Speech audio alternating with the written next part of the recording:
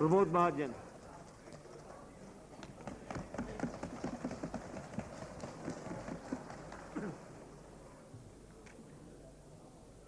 सभापति जी, प्रधानमंत्री श्री देवेगौड़ा द्वारा अपने मंत्रिपरिषद में जो विश्वास का प्रस्ताव रखा है उसे मैं विरोध करने के लिए खड़ा हूं। मैं प्रारंभ में जानबूझकर यह बताया कि मैं विरोध करने के लिए खड़ा हूं, क्योंकि बहुत सारे भाषण यहां हुए हैं, उसमें विरोध हो रहा है या समर्थन हो रहा है या अभी भी तटस्थता है, निश्चित क्या करना है इसका पता नहीं चल रहा है।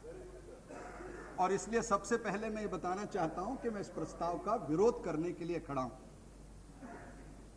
अभी रामविलास जी पासवान जी का भाषण हुआ, नहीं वो बाहर क्यों गए ये मैं नहीं पूछना चाहता, चैन पुलिंग के बाद तो बाहर जाना ही पड़ता है। उन्होंने शरद जी से अपेक्षा की कि वो चेन पुल कर ले। 6 महीने की सजा होती है।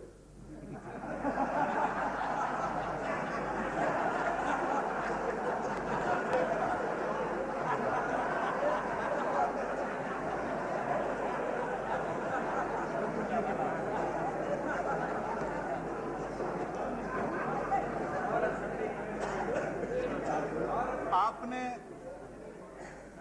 मेरे मुंह की बात छीन ली।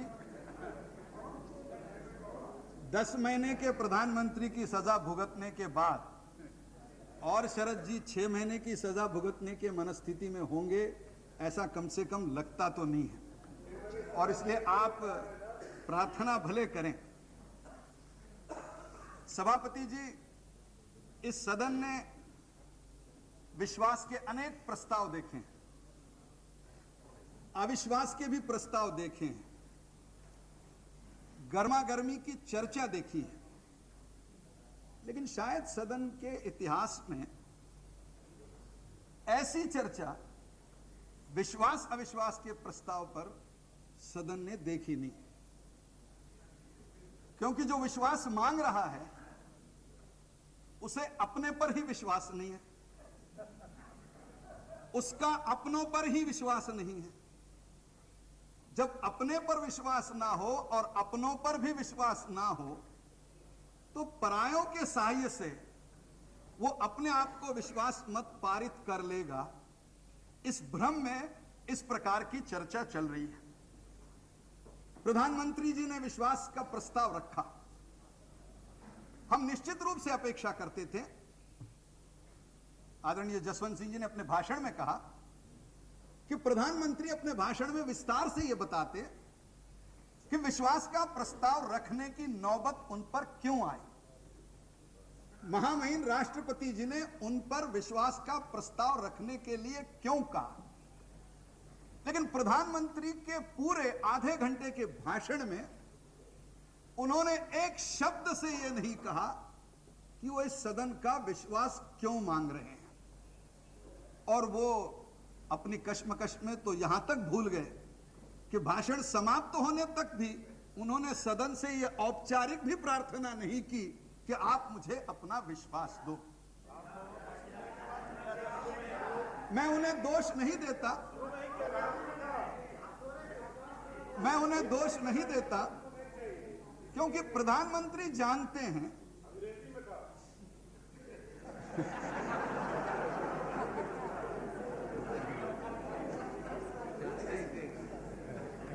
क्योंकि प्रधानमंत्री ये जानते हैं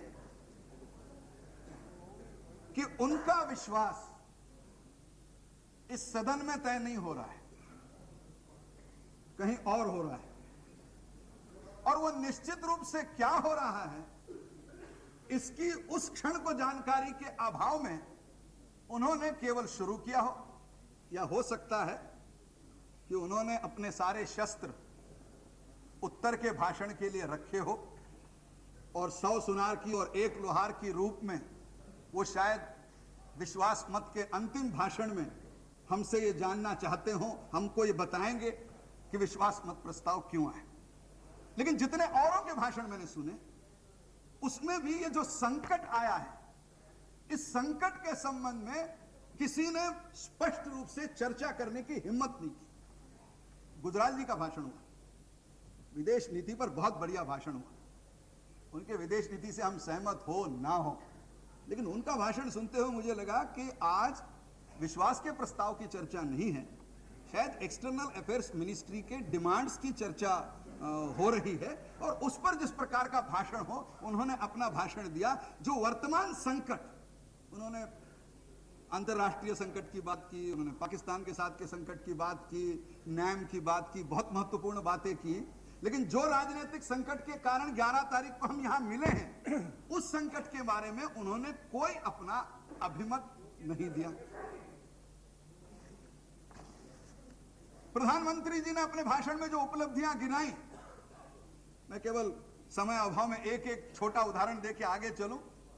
उन्होंने कहा 6 साल के बाद हमने अंतरराज्यीय परिषद ली। अब आज का संकट, आपने 6 साल में अंतरराष्ट्रीय परिषद क्यों नहीं ली? इसके लिए निर्मित संकट ही नहीं है। अगर आपको किसी परिषद का कहना चाहिए था तो स्टीयरिंग कमेटी में क्या हुआ, निगोशिएटिंग कमेटी में क्या हुआ? आखिर सारी आज का जो संकट है वो स्टीयरिंग, निगोशिएट, फॉर्मल, इनफॉर्मल, इससे निर्मित संकट है। आप इंटरस्टेट काउंसिल में क्या हुआ और नेशनल डेवलपमेंट काउंसिल में क्या हुआ, इन दोनों की चर्चा करके 11 तारीख में आप हमारा समय क्यों बर्बाद कर रहे हैं? आप ये तो बताइए कि स्टीयरिंग में क्या हुआ। लेकिन न उन्होंने स्टीयरिंग का कहा, न इनफॉर्मल कहा, न फॉर्मल कहा, न उन्होंने कांग्रेस का नाम लिया, न उन्होंने विड्रॉल के लेटर की बात की, न उन्होंने तो ऐसा भाषण किया कि जैसे कोई कुछ हुआ ही नहीं। बस वो एक लाइन विश्वास का प्रस्ताव पढ़ गए, फिर 2-4 काउंसिल की बात की और बैठ गए। अब अगर प्रधानमंत्री इस प्रकार विश्वास मांगे, और चंद्रशेखर जी अपेक्षा करते हैं कि उनके गुरु विश्वास दे, कुछ विश्वास के लिए कहो। अब उन्होंने तो नहीं मांगा। हाँ, प्रिय रंजन दास जी ने अपनी ओर से यह प्रयास किया कि हम विश्वास के प्रस्ताव का विरोध क्यों कर रहे हैं। भले उन्होंने स्पष्ट शब्दों में ना कहा, क्योंकि जब तक स्थिति निश्चित ना हो तो अंधेरे में ज्यादा कहना आवश्यक नहीं, लेकिन उन्होंने जरूर कहा। अब उनका भाषण सुनकर मुझे लगा कि it was bunch of contradictions. आप क्या भाषण कर रहे थे? आपने मुलायम सिंह की तारीफ की, he is the secular builder of Uttar Pradesh. भैया मानते हैं मुलायम सिंह महान है और वो सेक्युलर इंडिया के सबसे बड़े। और फिर उन्होंने कहा, देवेगौड़ा जी, मायावती को मुख्यमंत्री आपने क्यों नहीं करने दिया? अरे बेचारे देवेगौड़ा क्या करेंगे, उनके पास 7 मेंबर नहीं है। 70 सभाओं के बाद 28 से 7 पर उनका आंकड़ा उत्तर प्रदेश में आ चुका, वो तय क्या करेंगे? मायावती जी तो प्रधानमंत्री इसलिए नहीं बनी और मुख्यमंत्री इसलिए नहीं बनी, पता नहीं अब आजकल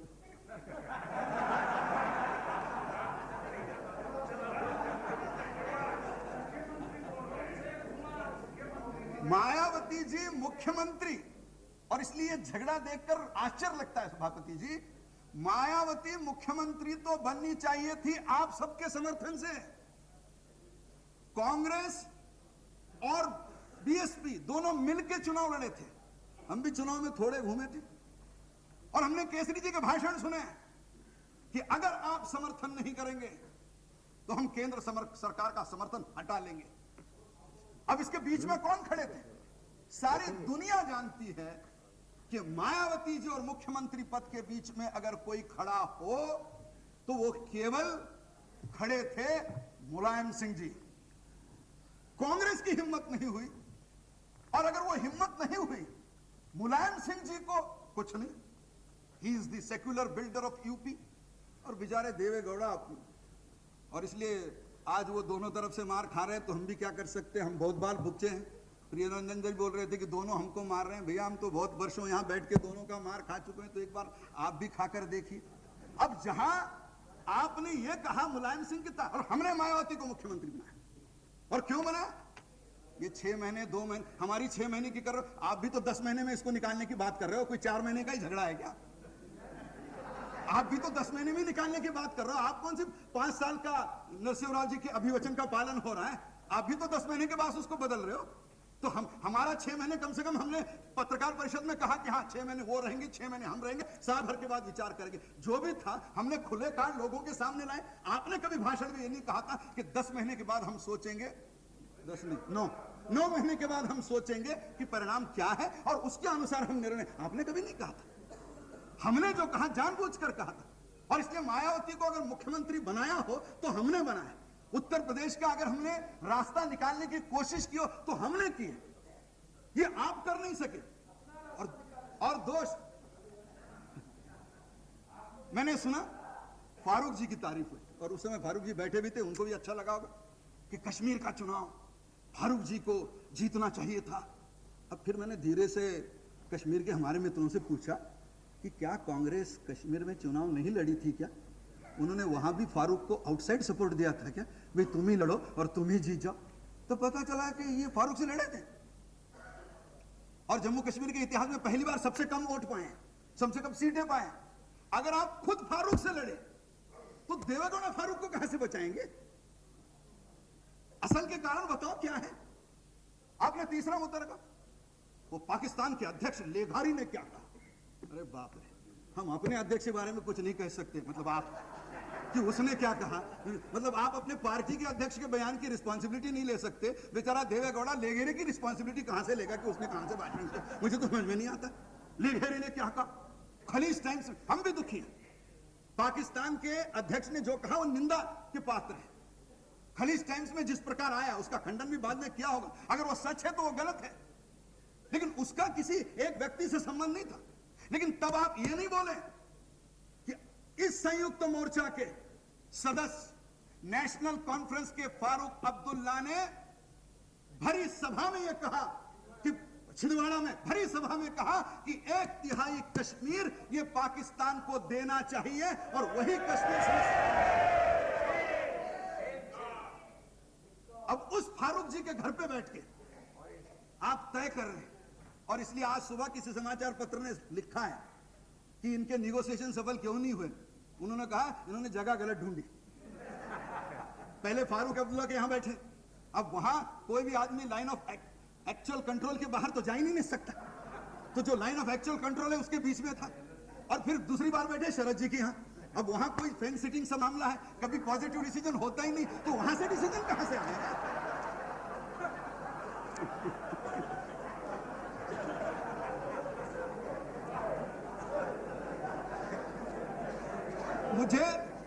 मुझे तो लगा कि आपको समझौता अगर सफल करना है तो हम कम से कम वाजपेयी और बसपा से काशीराम जी से पूछ तो लेते कि आप कहां बैठे थे। उस जगह का शायद कुछ महत्व हो सकता है जिससे आपको रास्ता मिल जाता है इस जाने का। अब इस मतलब जिसने 1/3 कश्मीर देने की बात की, हिंदुस्तान की संसद का यूनानिमस रिजोल्यूशन है 1/3 कश्मीर वापस लेने का। हमारा यूनानिमस रिजोल्यूशन है 1/3 कश्मीर वापस लेने का। एक मुख्यमंत्री वो भी कश्मीर का बात करता है 1/3 कश्मीर देने का, और आप उनकी यहां बैठ के तारीफ करते हो और हमको राष्ट्रहित समझाने की कोशिश करते हो। फिर तो प्रियरंजन दास मुंशी जी ने ज्योति बसु के गणशक्ति का आर्टिकल विदाउट ट्रांसलेशन देवेगौड़ा जी को कहा आप पढ़ो। अरे सोमनाथ दा ने पढ़ा फिर भी नहीं माना। अब सोमनाथ जी खुद ज्योतिदा का नहीं मान रहे हैं तो देवेगौड़ा को पढ़ा के क्या? और भाषण में कहा कि ये जो सेक्युलर नॉन सेक्युलर कम्युनल लोग हैं इनसे कौन लड़ेगा? 10-5 प्रांत गिनाए, इंडियन नेशनल कांग्रेस, अब मैं उनका भारत का नक्शा देख रहा था तो मुझे ये लगा ये तो ठीक है। उन्होंने कहा महाराष्ट्र, गुजरात कहा, राजस्थान कहा, ठीक है, लेकिन मुझे फिर ये ध्यान आया कि केरल में कौन किसके साथ लड़ रहा है, कर्नाटक में कौन किसके साथ लड़ रहा है, आंध्र में किसके साथ कौन लड़ रहा है, तमिलनाडु में कौन लड़ रहा है, ओडिशा में कौन लड़ रहा है, बंगाल में कौन लड़ रहा है, त्रिपुरा में कौन लड़ रहा है, असम में कौन लड़ रहा है। इंडियन नेशनल कांग्रेस यहां किसके साथ लड़ रही है? हमारे साथ लड़ रही है। किसके साथ लड़ रही है? और इसलिए आप हमारी, आपका तो पता भी नहीं मिलेगा। अगली बार पोस्टपोन आ जाए ना तो चिंता मत करो, चुनाव हो जाने दो, आप में से आधे लोगों का तो सब बेरंग वापस जाएगा कि पता गलत है। ये नॉर्थ यूनियन में भी नहीं रहते, साउथ यूनियन में भी नहीं रहते, इसलिए उसकी चिंता मत करिए। आप आगे क्या होना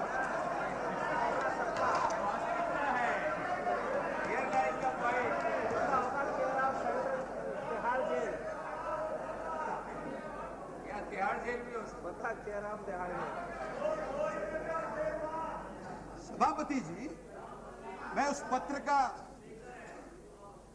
अध्यक्ष जी क्षमा चाहता हूं, मुझे इनकी आपसी राजनीति में कोई रुचि नहीं है, क्योंकि संसद में आया इसलिए बातचीत करने की आवश्यकता है। अन्यथा यह सत्ता दल है, यह समर्थित दल है। इनकी सत्ता इनके समर्थन पे, इन पे समर्थन हटा लिया, इनका आपस का मामला है। यह आपस का झगड़ा पंचायत में लेके आए, और पंचायत में लेके आए इसलिए बात करने की आवश्यकता पड़ रही है। नहीं तो हमें कोई आपकी झगड़े में रुचि नहीं। आप समर्थन दो ना दो, आपने जो तय करना है करिए, लेकिन जिस प्रकार की राजनीति आप कर रहे हो, यह पत्र क्या है? अगर सब मंत्री अच्छे हैं तो आपका पत्र क्या है? पत्र में आपने संयुक्त मोर्चे के कौन से मंत्री को बख्शा है? संयुक्त मोर्चे की किस बात के लिए आपने कहा है कि अच्छा है? और इतना ही नहीं, मैं तो पत्र को देखकर आश्चर्य से दंग हो गया। राष्ट्रपति को लिखा है कि पंजाब के चुनाव में इन लोगों ने हमारी मदद नहीं की इसलिए हम हार गए। अब राष्ट्रपति इसको क्या करेंगे भाई? यूपी में आप हार गए, पंजाब में हार गए, इसका आपके समर्थन के विड्रॉल से क्या देना लेना है? और मान भी लीजिए आप इकट्ठा हो जाते, तब भी अकाली दल और भारतीय जनता पार्टी की इतनी ताकत थी कि वो आपको इकट्ठा भी हरा देते। लेकिन आप राष्ट्रपति को लिख रहे हैं कि यूपी में क्या हो रहा है? They are not helping us politically, all by elections we are losing, they are not helping. अब राष्ट्रपति क्या करेंगे? बाई इलेक्शन आप लूज कर रहे हैं, क्या ड्राफ्टिंग है? आप उसका ड्राफ्ट देखिए। शरद जी देख रहे हैं, शायद जरूर देखें, मैं पढ़ के बात कर रहा हूं।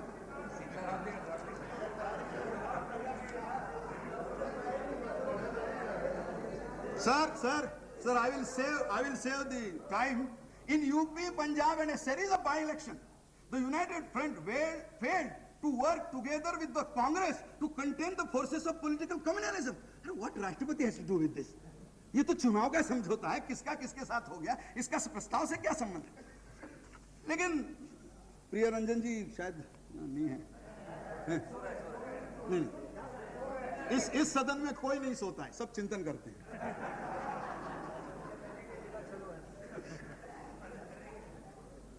अध्यक्ष जी, उन्होंने दुख बताया कि दोनों तरफ से मार पड़ रही, इसलिए मुझे लगा कि जसवंत जी की भी मारे और मैं भी मारे, ठीक नहीं। मुझे कभी कभी उनकी हालत समझ में आती है। इनकी सत्ता इनके आधार पे है, पूरा समर्थन इनका ही नहीं तो ये तो आते ही नहीं, शपथ ही नहीं होती, 1 महीने में चले जाते। अब इन्होंने सत्ता दी, और सत्ता देने पर इन्होंने उत्तर क्या दिया? एक बड़े नेता ने कहा समर्थन वापस लिया तो जूते पड़ेंगे। अब मुझे मालूम नहीं, ये संसदीय शब्द नहीं है, अच्छा शब्द नहीं है, लेकिन अब बड़े नेता कह चुके, हम क्या करें? किसी ने यह कहा कर्नाटक की विधानसभा में, हिम्मत है तो समर्थन वापस लेकर दिखाओ। और एक बड़े नेता ने तो कहा you have a choice, united front और Tihar joy, choice is yours. ये कौन सा समर्थन मांगने का ढंग है जी? मतलब मैं नाराजी समझ सकता हूं आप लोगों की, ऐसे कैसे आखिर समर्थन दिया हमने, वीपी सिंह को समर्थन दिया तो थोड़ा बहुत नाराजी हम भी समझ सकते हैं आपकी नाराजी। कोई कहे कि यूनाइटेड फ्रंट और तिहाड़, अब यहां खड़े होकर कह रहे हम अपील करते हैं, हम प्रार्थना करते हैं, हम अपील करते हैं, प्रार्थना करते हैं, ये पहले क्यों कहा? अब असली झगड़ा सांप्रदायिकता का नहीं है। अगर भारतीय जनता पार्टी 10 महीने पहले सांप्रदायिक थी तो आज भी उतनी होगी, हम तो उतने ही हैं। फिर सांप्रदायिकता के नाम पर आप दोनों इकट्ठा आ रहे हैं, आज बिखरने की बात क्यों हो रही है? ऐसी कौन सी बड़ी बातें आई जो हमारे सो कॉल्ड कम्युनलिज्म से बड़ी हुई? लेकिन अध्यक्ष जी, एक बात संयुक्त मोर्चा को भी समझना चाहिए। अरे जिनके समर्थन पे राज कर रहे हो उनके साथ कुछ तो अच्छा बर्ताव करो। झारखंड मुक्ति मोर्चा के केस में अचानक एक नया नाम जुड़ गया। अरे पहले नहीं था, वो महतो ने कभी उस नाम को नहीं लिया, अब जुड़ गया। अब परेशानी होगी साहब, किसी वरिष्ठ नेता पर इस प्रकार का आरोप होता है तो परेशानी नहीं होगी। अध्यक्ष जी, अब पार्टी को किसी ने 2 करोड़ का चंदा दिया, अच्छा सूटकेस में नहीं, चेक से दिया। अब चेक से चंदा देना नहीं चाहिए था, उनकी कंपनी डूब रही थी, डूबने वाले कंपनी को इतना चंदा देने का अधिकार नहीं है, ये लीगल है। लेकिन चंदा दिया तो उसके घर पे रेड कर दिया। आगे कैसा होगा चुनाव में?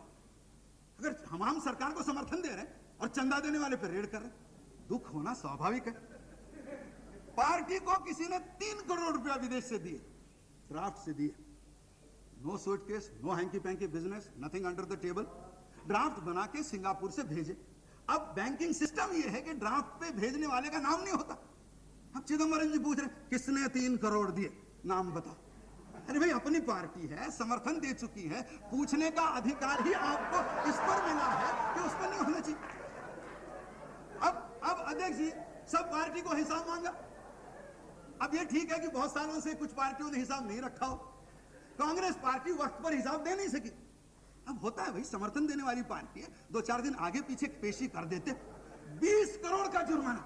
अरे 10 महीने में समर्थन दिया और 10 महीने में समर्थन दिया और 24 करोड़ का इनकम टैक्स लगा दिया। 10 महीने में इनकम कुछ नहीं, टैक्स 24 करोड़।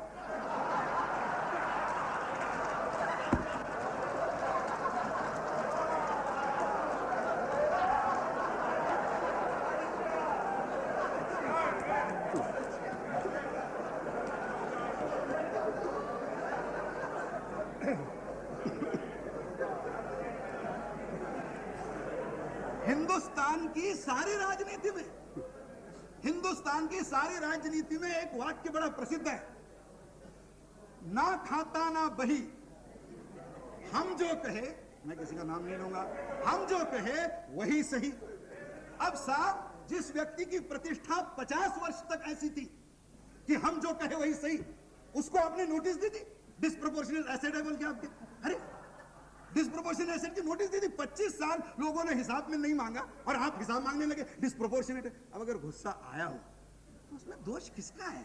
तो कुछ तो कांग्रेस वाले बोल नहीं रहे खुलकर, इसलिए मैं उनकी थोड़ी मदद करना चाहता हूं कि आखिर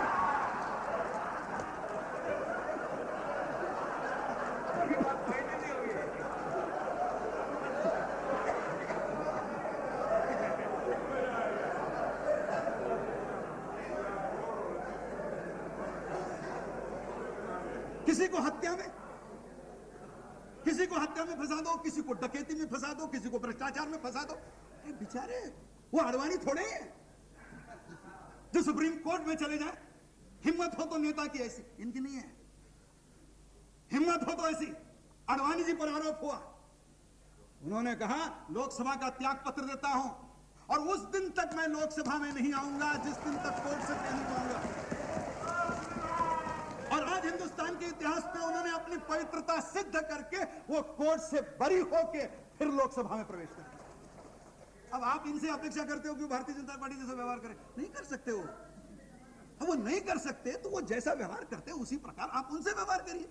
आप उनको कोर्ट का रास्ता, law will take it own course, ऐसे कैसे चलेगा? आप रेस कोर्स में बैठे उनको ओन कोर्स में भेज रहे हैं, ऐसे कैसे चलेगा?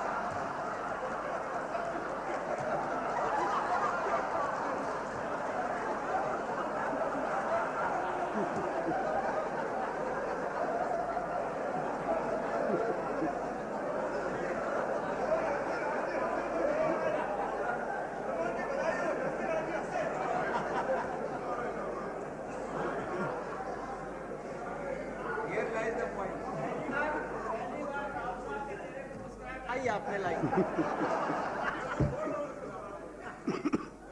अध्यक्ष जी ये व्यंग मत लीजिए, ये असली झगड़ा है और पहले दिन से सत्ता का झगड़ा असली झगड़ा है। इसको सांप्रदायिकता का तो आप जामा दे रहे हो। जैसे सब लोग 6 दिसंबर भाई ये तो हमको सर्टिफिकेट कोई देने को तैयार है कि on 5th of December 1992 BJP was 100% secular. कम से कम चलो ये दे दो, कोई खड़े होकर कहे तो कि आप 6 दिसंबर के कारण आप नॉन सेक्युलर, नहीं तो आप तो पैदाइशी सेक्युलर लोग हो। आप किस, अरे हमको तो आपने नॉन सेक्युलर अभी थोड़ा ही बोला है। जनता पार्टी से जब हम निकले तब भी, अरे जिस देश में जिस किसी को आपस में झगड़ना होता है उसको we are the whipping boy of Indian politics, झगड़े आप और नाम हमारा। अरे हमको क्या लेना देना आपसे, आपका नाम लेना। हम सांप्रदायिक 6 दिसंबर को, उसके पहले नहीं थे जब विश्वनाथ प्रताप सिंह 89 की लड़ाई लड़ रहे थे और वो बड़े नेता ऐसे हैं कि सिद्धांतों पर अड़िग रहते हैं और इसलिए मथुरा में जब सभा हुई उन्होंने बीजेपी का झंडा दिया, इसका झंडा उतारो, मैं बीजेपी के सभा में नहीं जाता। अब हम क्या करें भैया, चलो झंडा उतार दिया, कहां झगड़ा करें, कांग्रेस को हराना था। आकर खड़े हो गए, बैठ गए, भाषण कर लिया। और जब हमारे समर्थन की आवश्यकता पड़ी तो एनेक्सी में भारतीय जनता पार्टी की राष्ट्रीय कार्यकारिणी में सब लोग आ गए। वो छोड़ दो, सेक्युलर कोई फर्क नहीं पड़ता, सपोर्ट दो। इस देश में सपोर्ट किसी का भी चलता है। सोमनाथ का भाषण नहीं सुना? कांग्रेस को सपोर्ट नहीं कर सकते, उनका ले सकते। अरे भाई, आदमी गंदा है तो लेना क्या और देना क्या? लेन देन में पूरा गंदा होना चाहिए, लेने में अच्छा, देने में गंदा। ऐसे कैसे होगा? ये कैसे चलेगा? जब हम आपका समर्थन कर रहे थे 89 में, जब 18 महीने सरकार आपने हमारे बलबूते पर चलाई, तब आपको याद नहीं आया? ये किसी ने मंडल की बात की, मुझे मालूम है। उस समय मैं राज्यसभा का सदस्य था। 7 अगस्त 1990 को मंडल के बारे में प्रधानमंत्री ने आके राज्यसभा में बयान दिया। लोकसभा में चर्चा नहीं होती, राज्यसभा में चर्चा होती। क्यों आया मंडल?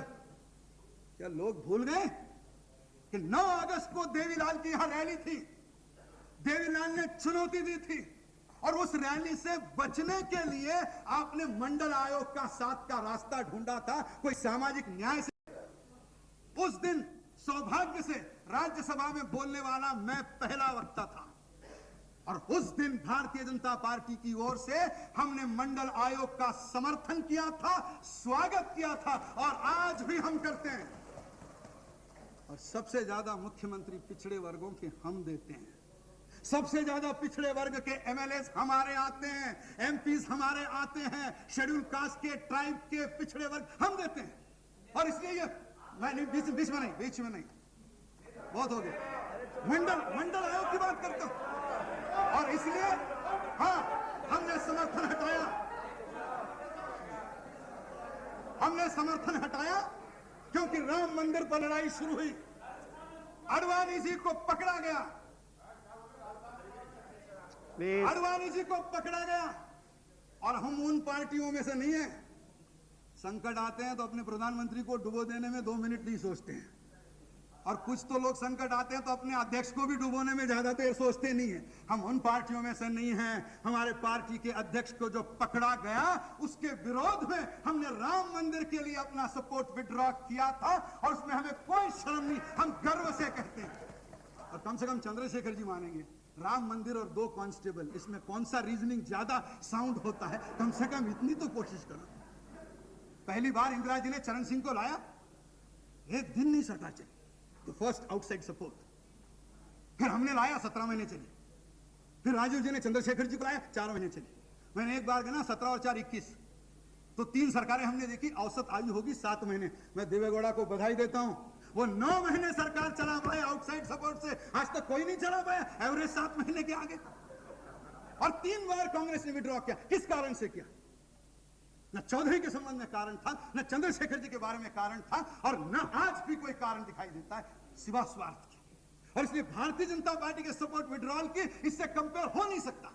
वो सैद्धांतिक विड्रॉल था और अगर हम चाहते तो जरूर करते। और फिर दुख इस बात का है कि हमने उस आउटसाइड सपोर्ट से ज्यादा सीख लिया, तो हम जरा अभी संभल कर चल रहे हैं, किसको करना किसको नहीं करना। अब उस आउटसाइड सपोर्ट से कांग्रेस नहीं सीखी क्योंकि वो सीखना नहीं चाहते। चंद्रशेखर जी इतने बड़े हैं कि मैं क्या बोलूं, चंद्रशेखर जी आप भी सीखना नहीं चाहते। देवेगौड़ा अपने इतने मित्र हैं, आप अपने अनुभव को बता देते तो कम से कम वो शपथ नहीं लेते। लेकिन दुर्भाग्य से हो, और इसलिए ये सांप्रदायिकता की लड़ाई नहीं है। सांप्रदायिकता की बात करनी है।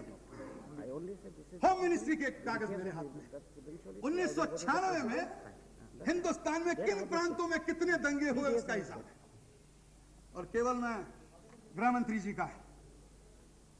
महाराष्ट्र जहां मोस्ट कम्युनल गवर्नमेंट चल रही है, शिवसेना और बीजेपी, वहां दंगे हुए 7, और बिहार मोस्ट सेक्युलर गवर्नमेंट चल रही है, दंगे हुए 24।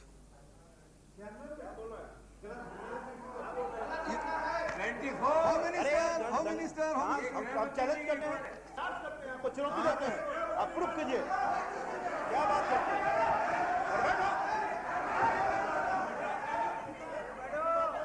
ये भारत के गृह मंत्री की रिपोर्ट है।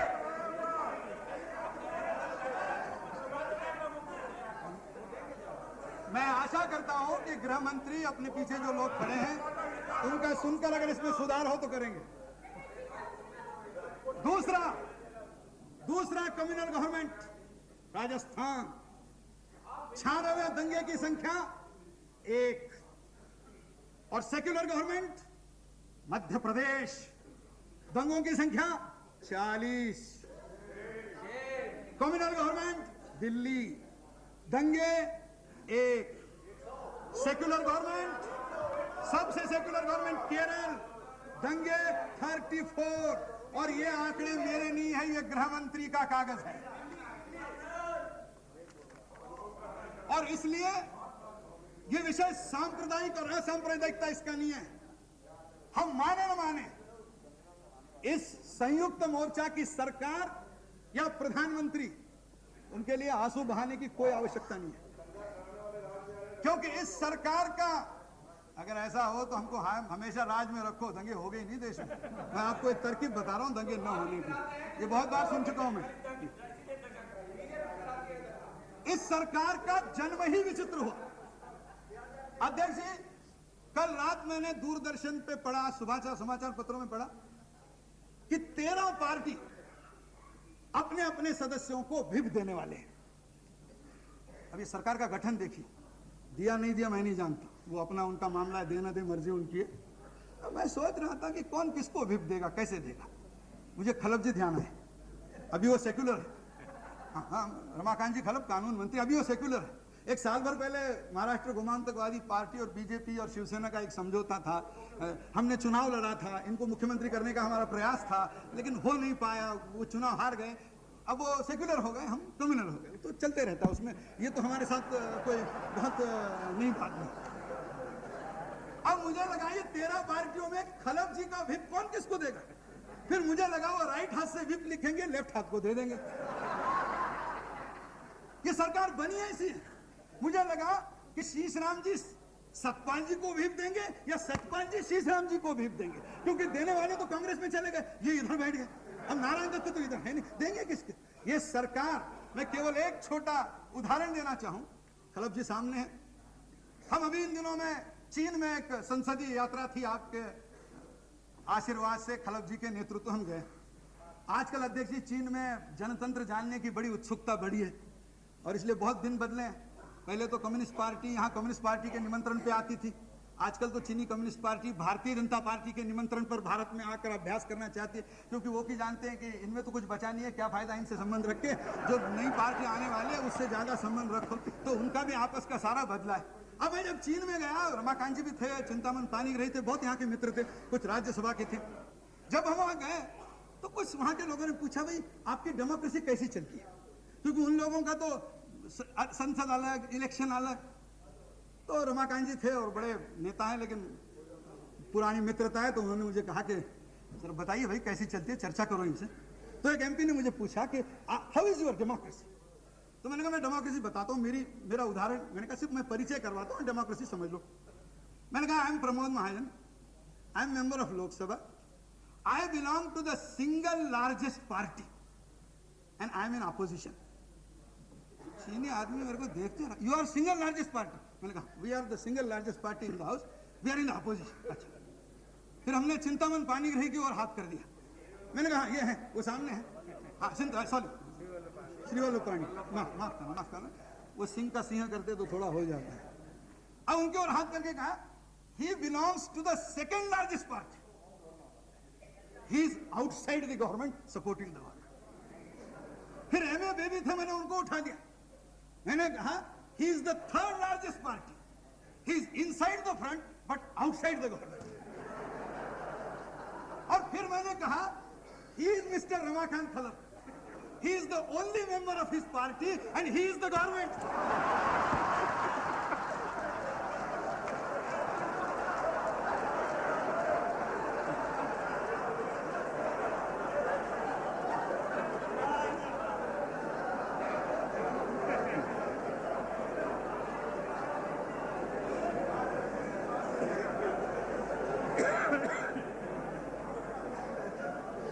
अध्यक्ष जी, अगर इस प्रकार की विचित्र विसंगतियों से अगर इस मोर्चे का जन्म ही हुआ हो तो आप आज कुछ भी कर ले, शरद पवार चेन खींच ले, कुछ भी करे।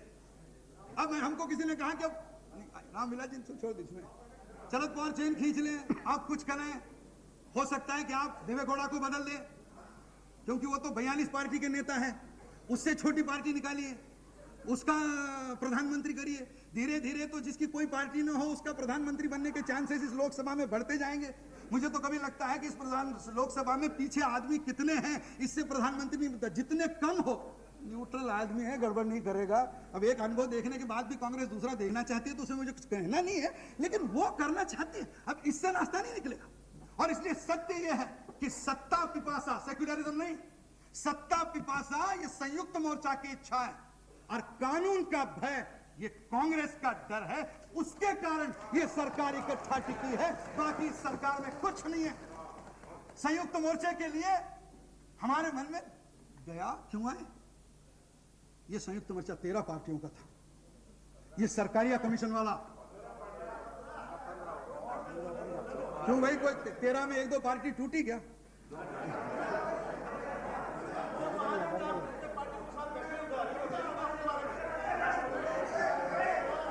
यह है धारा 356 का दुरुपयोग न करने वाली।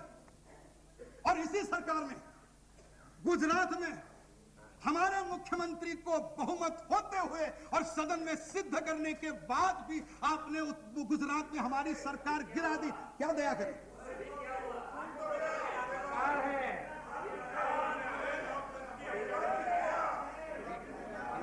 उत्तर प्रदेश में सबसे बड़ी पार्टी हम थे। आपका तो मेंबर नहीं, आप मेरी मेजॉरिटी पूछ रहे हैं। आप और प्रांतों में जाके आपका मेंबर तो ढूंढिए, मेजॉरिटी की बात कर रहे हैं। जिसका मेंबर नहीं वो मेजॉरिटी की बात कर रहे हैं। आज चार काफी है, 4 आपके लिए काफी है। और इसलिए इनकी राजनीतिक हलचल हमेशा भारतीय जनता पार्टी के विरोध में रही। जैसे चंद्रशेखर जी कह रहे हैं अटल जी को गुरुदेव बचाइए, फिर आप कह रहे हैं उधर देखिए गाली दिए बचाइए, गाली दिए। ये आप काम कर सकते हैं भैया, हमारे से तो हो नहीं सकता। ऐसे कैसे काम होगा? लोग आलोचना करें और कहे समर्थन करें, दिन रात गाली खाए। अब इसमें बजट का क्या होगा? संकट, आर्थिक सब ठीक है, वो इनको सोचना चाहिए, मैं क्यों सोचूं? हम तो विपक्ष में हैं, हम कोई बजट के समर्थक नहीं है। इसको पास करना हमारा काम नहीं, जिसका काम था उसको पूछिए, हमारे क्यों पीछे पड़े? आप पहले सोच के आइए। पहले तो जेना कहते मुझे पास करना ही नहीं है, फिर सीपीएम ने कहा हम करने नहीं देंगे, कांग्रेस ने कहा हमको मालूम नहीं। बीजेपी को क्यों दोष दे रहे हो? राष्ट्रहित में बीजेपी किसी भी चीज के लिए तैयार हो सकती है, लेकिन राष्ट्रहित में तैयार होना मतलब कोई पागलपन नहीं है कि कोई कुछ भी मांग ले और हम दे दें, हाँ ले लो। ऐसी कोई साधु संतों की जमात विश्व हिंदू परिषद साथ है, इसका मतलब थोड़े साधु थोड़ी है। और इस बजट को हम समर्थन दें। मैं बजट पर भाषण नहीं कर रहा हूं जैसे प्रधानमंत्री ने किया, बल्कि केवल मैं उदाहरण दूं। ये बजट के बाद अखबारों में इश्तिहार छपे। क्या छपे? कार सस्ती, टीवी सस्ता, एसी सस्ता, सेलुलर फोन सस्ता, चिदंबरम जी की कृपा, सब सस्ता ही सस्ता। इसको सपोर्ट करें। ये किसान है, इनको क्रॉप इंश्योरेंस की चिंता नहीं है, ओपन इंश्योरेंस की चिंता है। तो क्रॉप इंश्योरेंस की चिंता करें तो समझ सकते हैं, इनको क्यों समझ? इसलिए इसमें हमें नहीं लगता है कि इनको समर्थन देने की कोई आवश्यकता है। और इसलिए वामपंथी दलों के बारे में इतने ज्येष्ठ नेता है, मैं तो आप आने के पहले कह चुका हूं, मुझे इस हिपोक्रेसी के बारे में कुछ नहीं कहना है। ये वर्षों से चलती आई है कि कांग्रेस का समर्थन चाहिए, उनको समर्थन नहीं चाहिए। अब इस प्रकार का इसकी अगर होंगी तो मुझे नहीं लगता है कि इसमें अध्यक्ष जी सोमनाथ जी ने कहा, और वो इतने अच्छे वक्ता है और अभी अभी उनको अवार्ड भी मिला है, तो स्वाभाविक रूप से उनके अच्छेपन पर और प्रतिष्ठा आ गई। उन्होंने भाषण करते समय कहा सीताराम वाजपेयी। उन्होंने गलती से नहीं कहा, वो इतने बुरे तो वक्ता नहीं है कि वो सीताराम केसरी का केसरी नाम भूल जाए और वाजपेयी के पीछे अटल जी का। मैं इतना तो उनको दोष नहीं दे सकता, बहुत अच्छे वक्ता है, सुलझे हुए वक्ता है, एब्सेंट माइंडेड नहीं है, वकील है, प्रोफेसर थोड़ी है, या पढ़ाते हैं लॉ कॉलेज में, तो वो नहीं है। उन्होंने कहा और सीताराम जी क्या कहते हैं? देवेगौड़ा वाजपेयी। ये कहते हैं केसरी को तुम सीताराम वाजपेयी, और सीताराम केसरी देवेगौड़ा को कहते हैं तुम देवेगौड़ा वाजपेयी। कॉमन क्या है? वाजपेयी। किस लिए कहते हैं? कि वो ये बताना चाहते हैं कि वाजपेयी कोई खलनायक है। वाजपेयी खलनायक नहीं है, वाजपेयी इस हिंदुस्तान का महानायक है। जनता इसे मानती है। आप जी चाहे कोशिश कर लो, आप आखिर इकट्ठा आते क्यों है? सदन में भाषण हुआ रामविलास जी से लेके प्रिय रंजन दास तक, अरे झगड़ो मत, दोस्ती कर लो, बांट लो, नहीं तो ये आ जाएंगे। सदन में कहा तो असली डर सांप्रदायिकता नहीं है, असली डर है भारतीय जनता पार्टी जीत जाएगी, इसका डर। क्या भारतीय जनता पार्टी को जीतना है तो लोगों से वोट आने पड़ेंगे? भारतीय जनता पार्टी कोई वोट लेकर जेब में से कोई शेयर बाजार में जाके जीतेगी नहीं, कोई मैनिपुलेशन से जीतेगी नहीं। बिहार की राजनीति थोड़ी है, तो वैसे भी जीतेगी नहीं। अगर जीतना है तो लोगों के पास जीतना पड़ेगा। और अगर हिंदुस्तान के लोग आज वाजपेयी की सरकार चाहते हैं तो आप कितनी भी एडजस्टमेंट करने की कोशिश करो, आप कुछ दिन शायद बचा भी लो, आप घोड़ा बदल भी दो, किसी और लंगड़े घोड़े को लेके आओ, उससे बहुत सरकार चलने वाली नहीं है। हम चिंतित नहीं है और इसलिए हमको लगता है कि आज के संकट का दोष आपका है और इस संकट, हमारा भय आपको है, क्योंकि आप जानते हैं कि आपने 10 महीने में ऐसे खेल दिखाए हैं, आने वाले 4-6 महीने में अगर कुछ गड़बड़ करो तो और ऐसे खेल दिखाओगे कि हिंदुस्तान की जनता समझ जाएगी कि अगर हिंदुस्तान को कोई स्थिर सरकार देता है तो अटल जी के नेतृत्व में हम और हमारे दोस्त मिलकर आपको स्थिर सरकार दे सकते हैं। स्थायित्व का दावा अब हम करेंगे और इसलिए आज का संकट है, चाहे इसे निपट लो, आज ना कल, कल ना परसों आपको जनता के पास जाना होगा।